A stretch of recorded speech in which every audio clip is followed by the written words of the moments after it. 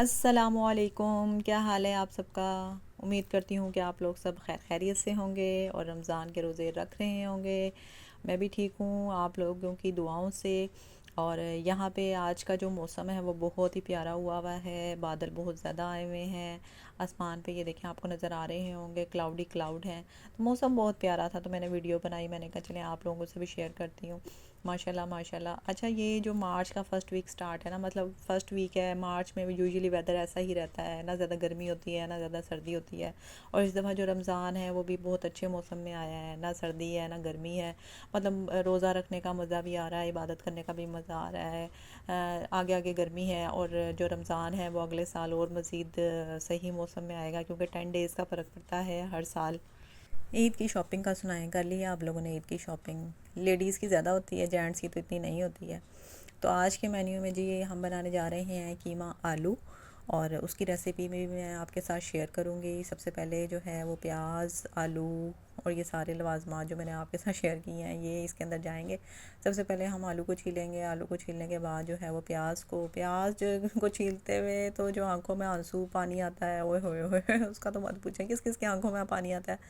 तो वैसे तो टोटका ये भी है कि छुरी के आगे अगर उसका जो प्याज का आगे का पोर्शन होता है वो लगा दें तो वो नहीं आता, लेकिन ये एक टोटका ही है, पता नहीं ये कारामद है कि नहीं है। मैंने तो नहीं किया, आप बताएं आप लोगों ने किया है किसी ने। वैसे तो कहते हैं कि अगर प्याज़ों को ठंडे पानी में भी रख दें थोड़ी देर के लिए तो फिर वो पानी नहीं आंखों से आता, आंखों से आंसू नहीं आते, पानी वगैरह नहीं आता। तो यहाँ पे मैं धनिया जो है वो उसको चॉप कर रही हूँ, और जो है सारी चीज़ें जो हैं पहले से रेडी करके रखी हैं। प्याज, आलू, धनिया, अदरक, लहसुन, टमाटर, कीमा भी धो के फ्रेश करके रखा है। तो अभी जो है स्टार्ट करते हैं। सबसे पहले जो है पतीली ऊपर रखते हैं, चूल्हे पे फ्लेम ऑन करते हैं और साथ के साथ ऑयल को डालेंगे इसके अंदर।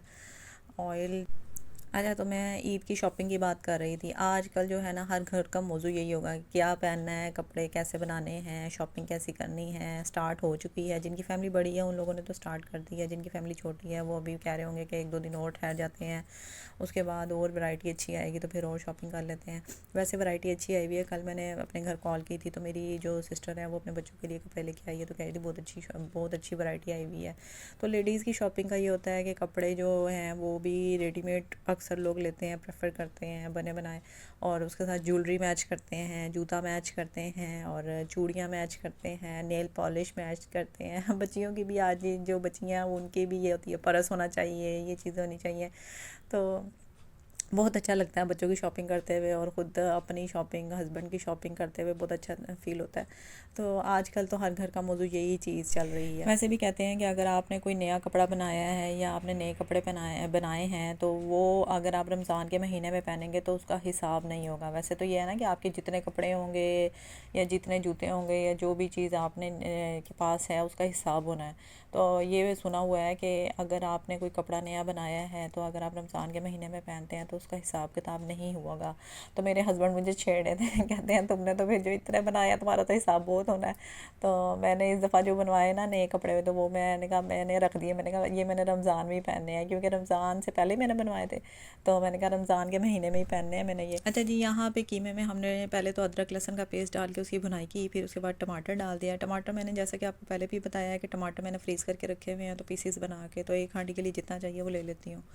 उसके बाद जो है वो मैंने मसाला जार डाले हैं, हल्दी डाली है, कुटी हुई मिर्च डाली है, लाल मिर्च पिसी हुई थोड़ी सी डाली है। तो और उसके बाद जो है वो नमक जाएगा। नमक के बाद थोड़ा सा पानी डाल के उसको हिला देंगे, मतलब भुनाई करेंगे उसकी, और ताकि जो है वो कीमा अच्छे से गल जाए। साथ साथ भुनाई हो रही है, साथ साथ जो है वो आपसे बातें हो रही हैं। मेरे हस्बैंड मुझे कहते हैं कि आप सालन बना लो जल्दी जल्दी, फिर हम लोग बाहर चलते हैं ड्राइव पे। तो मैंने कहा चलें, फिर मैं खुश हो गई, मैंने फिर जल्दी जल्दी काम शुरू किया। फिर बर्तन धुलने वाले थे, फिर मैंने बर्तन को वॉश किया। तो साथ के साथ काम हो जाए तो ये अच्छा होता है, मतलब बर्तन जितने पड़े हुए हैं उनको साथ के साथ वॉश कर लो, नहीं तो फिर एंड पे तो इकट्ठे ज़्यादा हो जाते हैं। तो बर्तन वॉश करने के बाद फिर मैं हांडी की तरफ गई। मैंने देखा कि अब कितना टाइम रह गया है कि हांडी को, तो कीमे की भुनाई अच्छे तरीके से हो चुकी थी। और उसके बाद आलू डाले हैं मैंने उसके अंदर, कीमे के अंदर। आलू डालने के बाद उसकी भुनाई की है अच्छे से। भुनाई करने के बाद इसके अंदर ये 2 मिर्चें डाल दी हैं, हरी मिर्च, ये अच्छी लगती है, कुछ इसकी डेकोरेशन भी अच्छी लगती है, कुछ वैसे भी सालन में जो है इसका जायका आ जाता है। तो बहुत अच्छे तरीके से इसके अंदर मैंने खड़े मसाले भी डाले थे, उसका मैंने आपको नहीं बताया। इसके अंदर जो है लौंगे डाली थी, बड़ी इलायची डाली है, मोटी इलायची जिसको बोलते हैं। उसके बाद जो है वो दालचीनी डाली है। तो ये एंड पे जो है वो आलू भी गल गए थे, कीमे की भुनाई भी अच्छे से हो गई, इनकी भुनाई अच्छे से हो गई। तो फिर हमने सूखा धनिया डाल दिया पिसा हुआ, और गरम मसाला डाल दिया, उसकी भुनाई की। उसके बाद जो है वो हरा धनिया जो चॉप करके रखा हुआ था, फिर उसको डाल दिया। और देखें कितना प्यारा जो है वो, कितनी प्यारी लुक आ रही है। वाओ अमेजिंग, देखने से ही टेस्टी लग रहा है। सारा प्रोसेस होने के बाद जो है हस्बैंड ने कहा चले ड्राइव पे चलते हैं। फिर मैं रेडी हो गई ड्राइव पे जाने के लिए।